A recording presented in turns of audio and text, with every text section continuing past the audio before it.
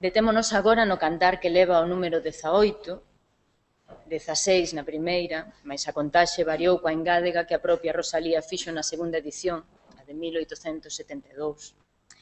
Neste poema amósase indiscutiblemente a face crítica da autora, que non por cantar o amor pola súa terra ignora as injustizas que nela proliferan. A meniña da montaña, lavandeira desterrada á vila, sofre de saudade e do desprezo dos veciños. Ela reponse firme. Mantén o orgullo fronte ás injustizas e o desclasamento. Os versos de Xiana Arias inspíransenos deste poema en este.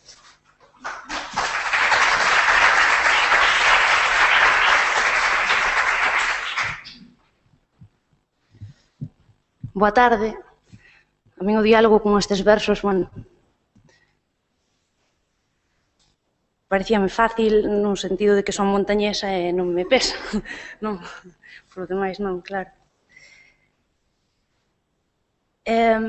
Fixen un poema que se titula Estrada erótica, bueno, debería chamarse Carretera erótica, que é unha pintada que hai á salida da Fonsagrada, porque, bueno, sobre todo con referencia á carretera vella, pero máis ou menos tampouco cambiou moito a nova, pois a pintada decía carretera erótica, 365 curvas, como días ten o ano.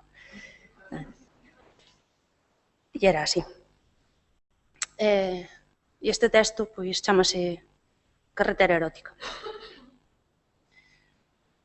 Da montaña baixou, e despois de tanta curva, había quen se mofaba dela. A costa, o sur. Con quen xogar no sur? O sol, calor. Repetían o que ela dicía e rían. Todo cambiou o ano en que medraron as tetas e a nena fíxose moza mirando o chan co corpo encollido. Na neve, de ollos verdes, naceu lume. Da montaña marchou. E despois de tanta curva, escribiu que non foi fácil ir ás festas, que á volta pasaba días e noites enteiras atada ás patas da cama. Entendeu de fábricas e quixo erguer o corpo, mirar á fronte. Ás veces só podía caer, e caer, e caer. Mancouse. A moza construíu un forte de rabia e soños coa xente máis vixiada da cidade.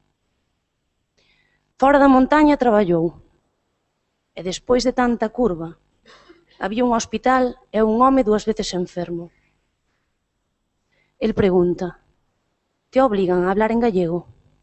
Non, señor. El aconsella, pois perdona, pero así non vas a ningún sitio. A muller, contesta Uraña, vou sí. E con humor, de momento, vou non levar a vostede á sala de raios. Na montaña ficou. E ali, antes de tanta curva, viu como todas voaban alto para despois caer, e caer, e caer. Dicía, veñen, comen, beben e vanse. A vella coseu unha e outra vez as ás rotas, tocando sempre a mesma canción. Escoita. Este é o ruído de pelar unha pataca, non é máis ca iso. É o ruído de pelar unha pataca xunto ao ritmo do corazón acelerado.